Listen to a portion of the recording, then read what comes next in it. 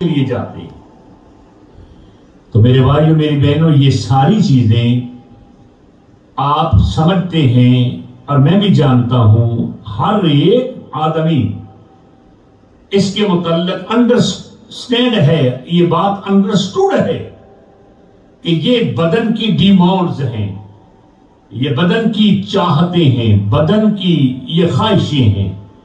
بدن کی یہ جناب عالی تمنائیں ہیں۔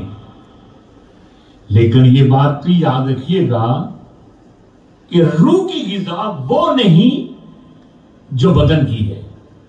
روح کی غذا دودھ پینا نہیں، روح کی غذا فروٹ کھانا نہیں،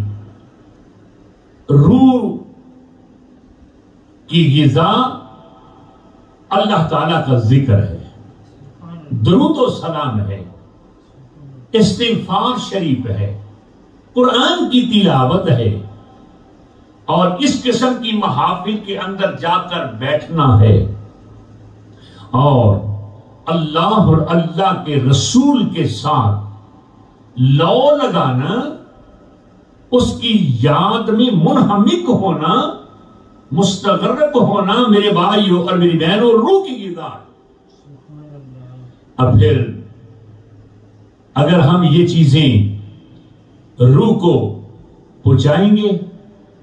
تو میرے بھائیوں میری بہنوں، روح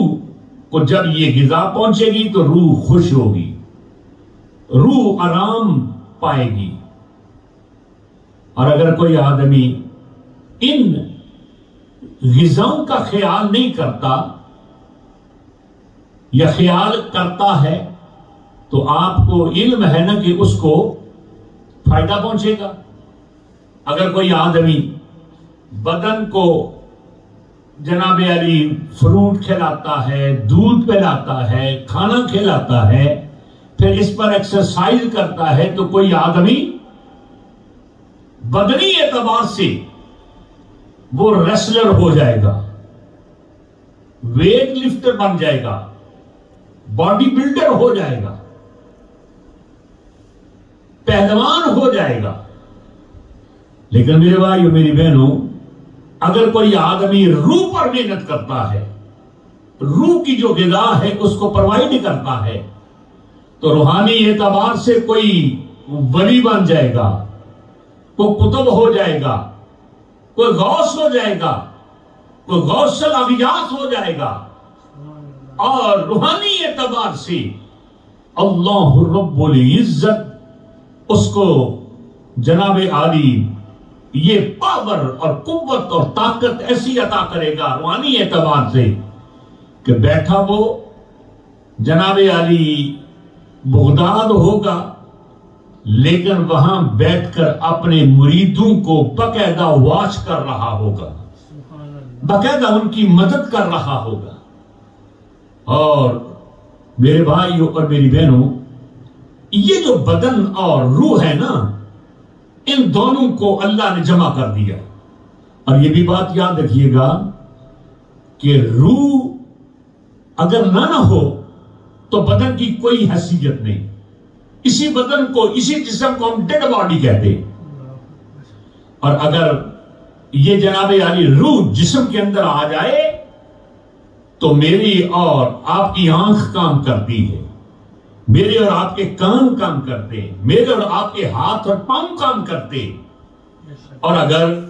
یہ جناب علی روح نہ ہو تو پھر